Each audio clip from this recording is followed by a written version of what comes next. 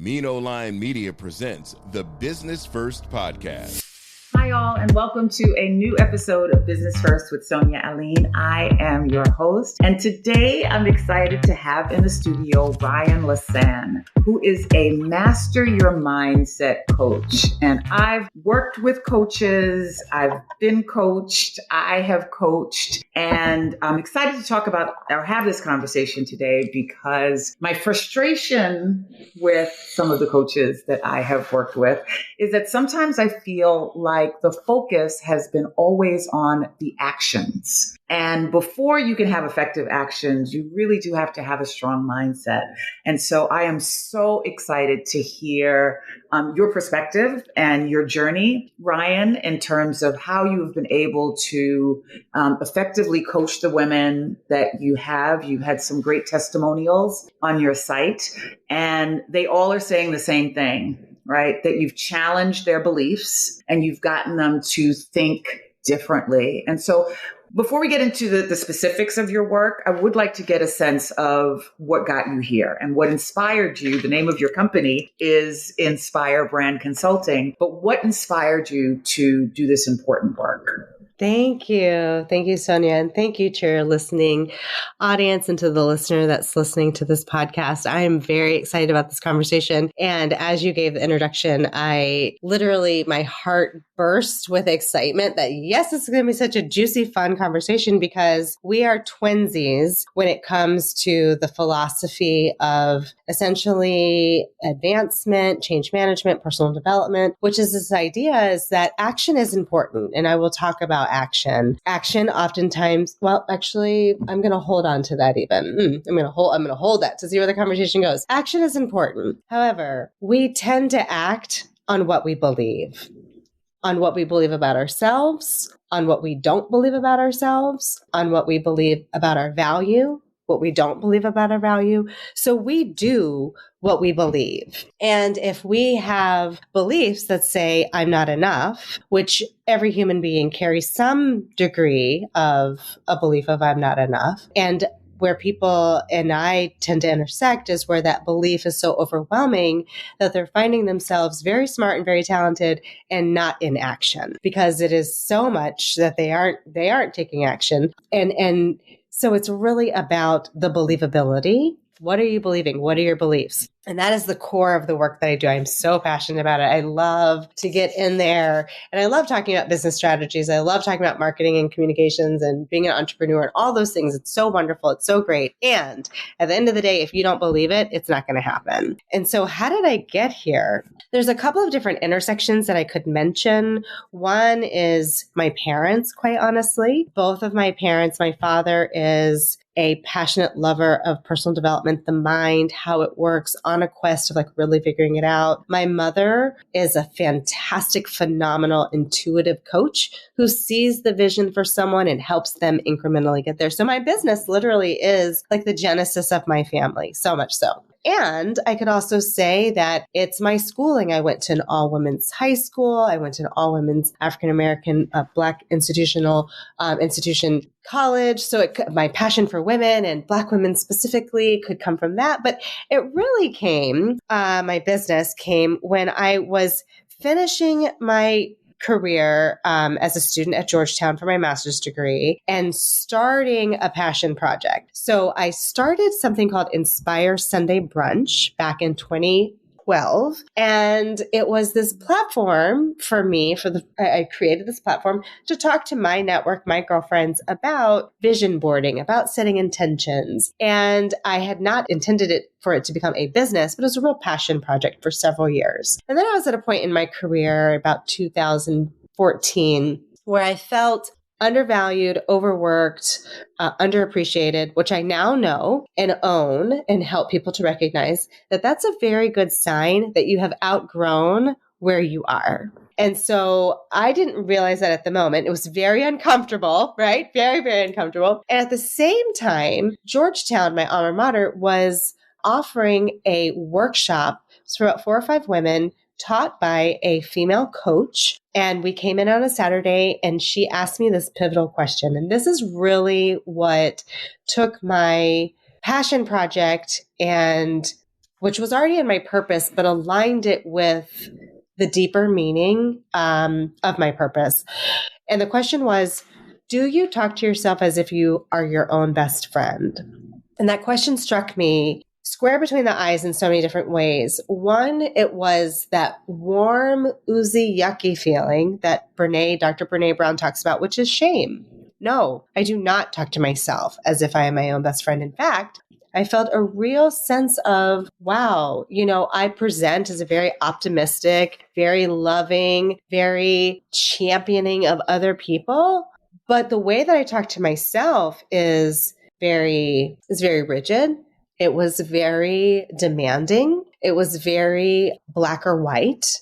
It was cloaked in truly a fixed mindset. If I'm not already where I'm supposed to be, then can I get there? And see, the thing about beliefs is that none of that is an internal experience. We're not telling ourselves, oh, well, isn't that interesting that there's that shame feeling? And, oh, isn't it interesting that you're saying that you don't believe something? Or isn't it interesting that you notice that you're not kind to yourself? What it looks like on the inside is, I don't know if I can do it. What are people going to say? What is it going to be like? What's it going to turn out to be? How am I going to make this happen? What are they going to think about me? And that train of thinking is one that leaves particularly high achieving people in a loop of procrastination, overwhelm, anxiety, self-doubt, second guessing. And I discovered in that moment that one, I am not my own best friend. And two, this is exactly what I'm supposed to help people overcome. This is the thing, to really help people to begin to shift their inner dialogue, the inner conversation that they're having, which is based on their beliefs, and to help them shift that from a feeling of I'm not enough to I am capable, I have what it takes, I trust myself. I trust that I can create exactly what it is that I'm looking to create. And I also want to share with the listening audience that I had all of the things. I had all the degrees. I had all of the successes. So, I mean, I'm not talking about, and there's no judgment as to where people are, but I am talking about a high functioning, very articulate, successful blueprint, made it through the adult lifing, doing it, and the inner experience. What's happening behind the mask? I help people take off their mask and to really resolve what's happening behind that mask that's keeping them from creating the life that they most love to live. There's so much that you expressed just now that has touched me, and I'd like to be able to expand further. First of all, I love the intersection of your father's thinking and his passion, and your mom's interest as well, because I think what we're seeing today is a merging of what people used to call the woo-woo, right? This feeling what intuitiveness is, and now all that there's science backing up all of this stuff that we've learned from Eastern studies, from African studies about you are what you think, right? And you are what you feel. The other piece that I think is really important is that we always have discussions around fear, right? But we very rarely have discussions around shame, particularly for high functioning and high achieving professionals. And so I would imagine that many of your clients who at least recognize that they need coaching are probably coming in and saying, yeah, like, I know I'm good, right? Like, I know I'm great. To your point, I have the degrees, I have the titles, I have the job. Even if I don't have the title and the money that I expect, I definitely have the work experience. This is what I've done. This is what I've achieved. And I love myself. I know I love myself. Look at me, right? So how do you start to break down that exterior? Right? Because what you're saying is it's not all of what we see on the outside. It really is this thing that I'm imagining that women are actually struggling with if they can't articulate it or can't express it or can't look at themselves and say, I don't understand why that I'm not further along. How much of a challenge is that for you? And what do you recommend people who will want to take up coaching with you or will want to make these first steps to change themselves? What is the process for doing that? Or what are the first steps for doing that? Absolutely. Wonderful question. And I hear several points within that question. One, it sounds like, what are people feeling or sensing, or sort of where are they when they and I intersect? Where do we meet? Where are they kind of when we meet? And I would absolutely agree with you that most of the people that I see when they pick up the phone and we're having a discovery call, a complimentary discovery call, which is how I initially engage with individuals, they can say, I have this degree, I have this, 20 years of work experience, I have these titles, I have all of this expertise and all this understanding. And then there's a really big but.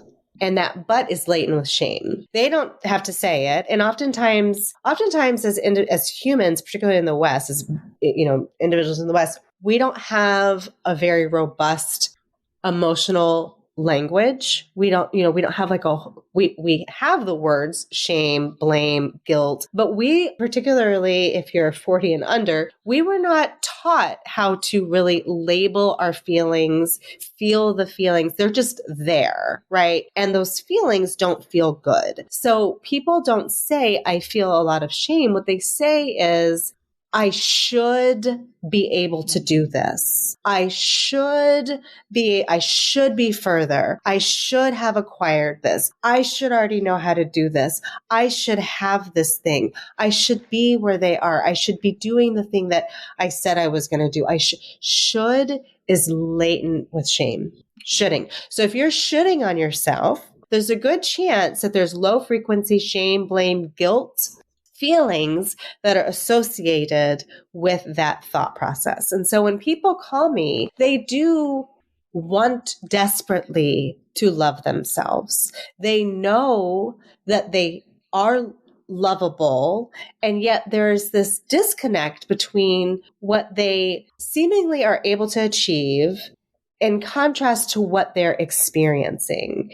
And while on paper, that may look like a few $1,000s or the next title or even a new interest, but internally that struggle continues to ring the alarm of, I'm not enough. I'm not enough and I can't do it. I can't figure it out. I'm trying everything that I can and it's not working. And so by the time someone connects with me, oftentimes they are the mask, they're ready for that mask to come off, not for the world to see it, but they're ready to put down that mask and say, there's something going on internally where my resume and my inner self-concept, they don't meet. They're not married. I know I've done these things, but my inner conversation is questioning whether I can really do this, questioning whether I belong. And so that's generally where people find me, is having that inner dialogue. How much, and this could be an interesting question, as you were talking, there's a lot of dialogue around being the victim, right? And a lot of times because of racism, because of sexism, and because of all the isms that we absolutely know that exist. Is it your thought that sometimes we can be stuck in victimhood for just reasons that I don't ever want to dismiss the impact of racism, sexism, and all the other isms on people. But I've had discussions and I've been exploring this is, can we sometimes just be stuck in victimhood and that be part of why it is so difficult for us to be able to move forward? When I think about a lot of some of the influencers, some of the conversations, some of the books that exist, talk about how heavy the challenges is, talk about how heavy the challenges are, how heavy the load is. And I'm wondering if that is also just really burdensome to keep hearing and to keep in our subconscious as we're trying to develop ourselves further. Oh, Sonia, I think it is a big one. I really do. And I think it's one that's very delicate and one that can be really challenging to talk about. And I could feel and sense even your own challenge of how to parse out these words, these words that are very loaded. And every person has their own distinction or context for what a word is, right? So it can be mucky, really trying to, work out these answers. But here's what I want to share about that, because I completely agree with you. And there's a book by Michael Beckwith called The Life Visioning Process. And it's a book that I'd recommend that specifically talks about this idea of victimhood. And the way that he frames it, and the reason that I am recommending this book for anyone who's considering this idea of victimhood. What does this mean? Particularly if when you hear the word, you have a bristle about it. That bristle could mean that there's more to explore there. Okay. So the way that Michael Beckwith positions victimhood is, one, he's talking about mentalities. He's talking about ways of seeing ourselves, self-concept.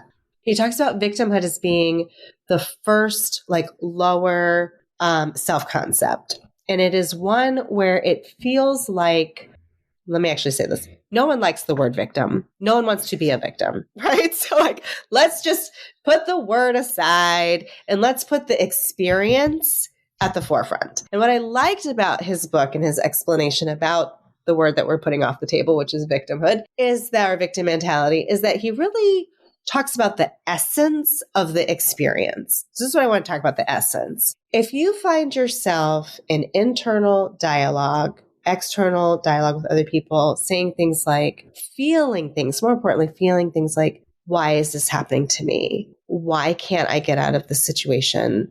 This is so overwhelming. It's taking over who I am. I can never seem to get out from under this. This always feels like it's taking a hold of me. There's this feeling that life is out of control and life is taking over you. Life is being done to you and you are lacking agency. And see, the ego mind says, oh, that's not me, but I just feel like I can't lose this weight and I just don't know why. And it keeps happening. That is it. That's it. With my business, I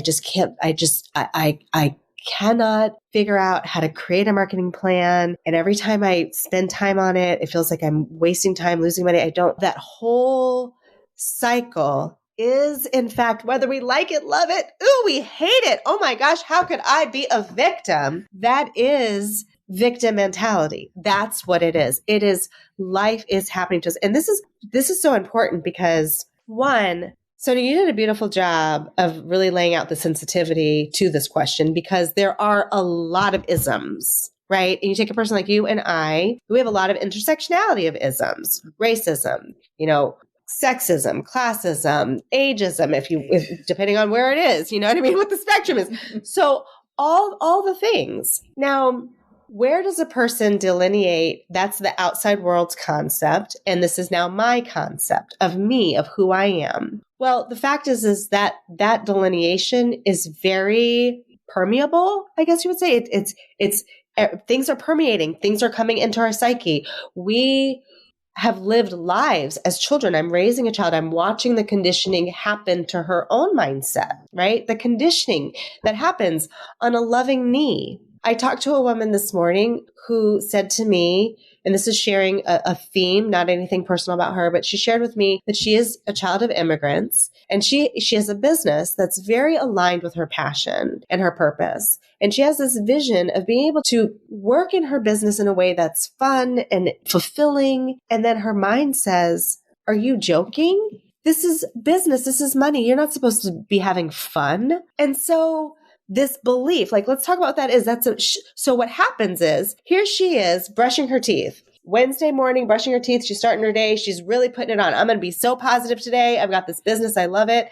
I'm going to think about these fun things. And then this is what happens.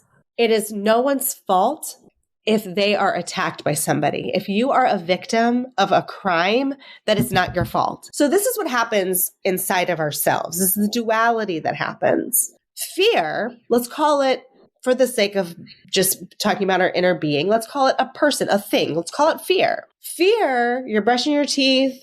You're trying to be, I'm conscious, but fear is, and fear lives in the subconscious mind, which is 95% of who we are. Fear just sneaks on in and it says, well, what are you going to do about, how are you going to make this happen? How are you going to make that happen? What are you going to do about this thing? Why did you say that thing? What are they going to think over there? Suddenly, fear literally has hijacked you. It has slapped your face and stole your purse. Okay. Your conscious mind is now like, oh my God, I'm having anxiety. I'm overwhelmed. Well, yes, the thought that you just had, the whole series of thoughts of what am I going to do? What am I going to say? How am I going to make this happen? What are they going to tell me? That is aligned with a victim way of thinking, that it even matters what someone's going to say, or that when you show up, you're not going to be enough. That thought, that belief has hijacked your conscious, has hijacked your whole mind, your whole being, down to your toenails. You're feeling stress. And so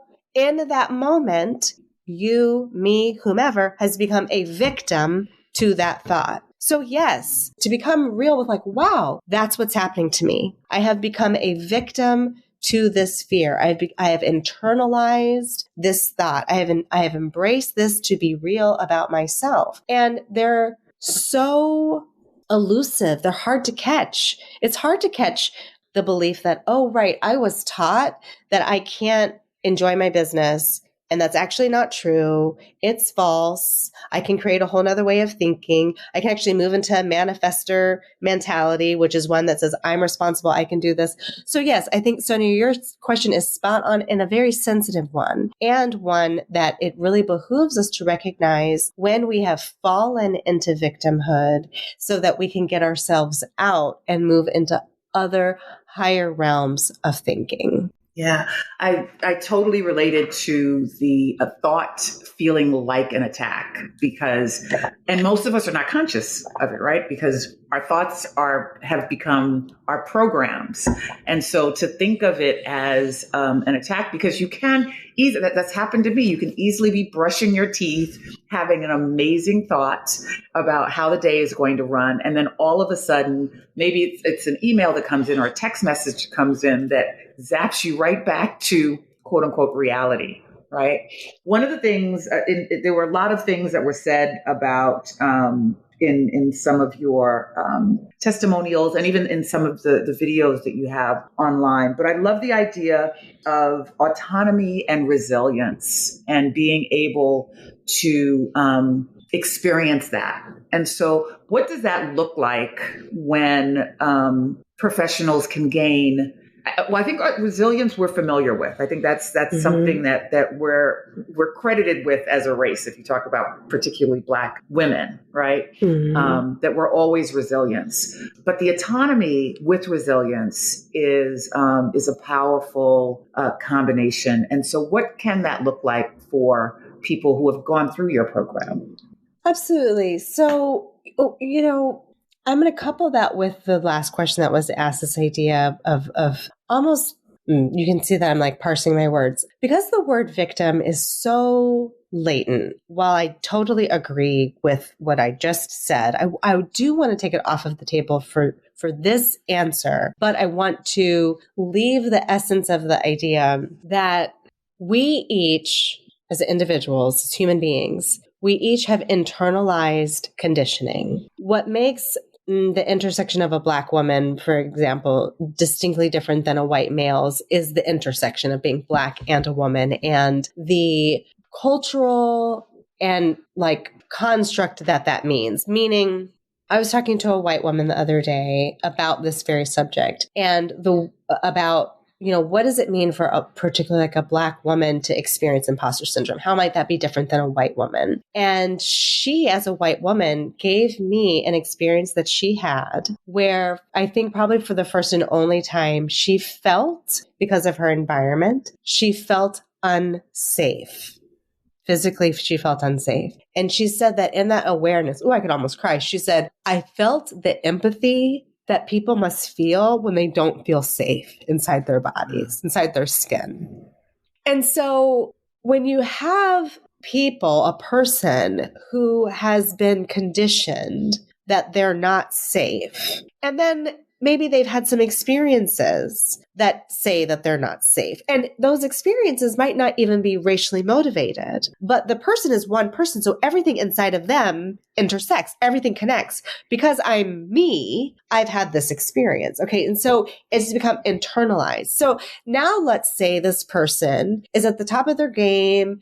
They're the COO of an organization, or they're the business owner of their business, and they're poised for an opportunity.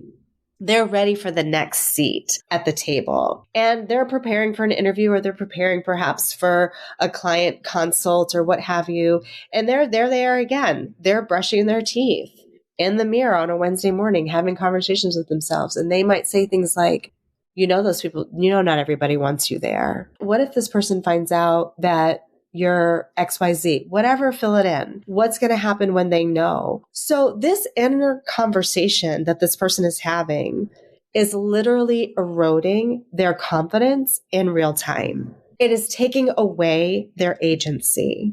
So when I talk about agency and I help individuals really close their confidence gaps, to identify their personal brands, it is for them to begin to recognize within their inner dialogue that says things like, oh, I can hear that voice, self. I can hear the voice that says, and I can even feel the feelings. I can feel the intensity of the fear that says, these people, whomever these people are, don't want you here. For whatever reason, I can hear myself say that. I can hear the thoughts, and I have become familiar with that fear within myself.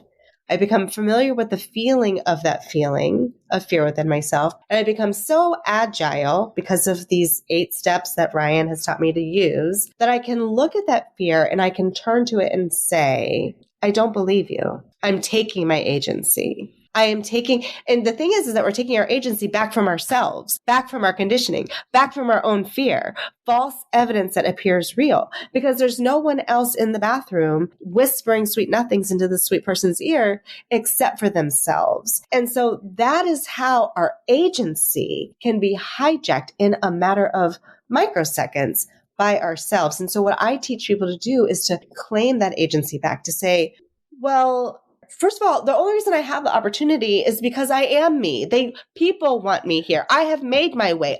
But oftentimes, particularly when we're in growth phases, when we're stretching ourselves to take next leaps, when we're attaining our goals, we're in achievement, our mental hygiene isn't strong enough to keep us buoyed, to keep us, oh, I can do this, girl. You can do this, girl. You can do this, girl. That's why it's that best friend that's championing you all the time. You can do it. You can do it. Girl, don't worry about that. Dust that off. Don't you know that it's all right? Da, da, da, da. Right. We really owe it to ourselves, particularly as Black women, to learn how to become our own best friends, because that's where our agency is going to come from. We're going to get ourselves off of that hook. No, girl, you're fine. Keep brushing your teeth. You're amazing. Mm-hmm. I didn't mention it before, but I love the idea of talking to yourself as your own best friend.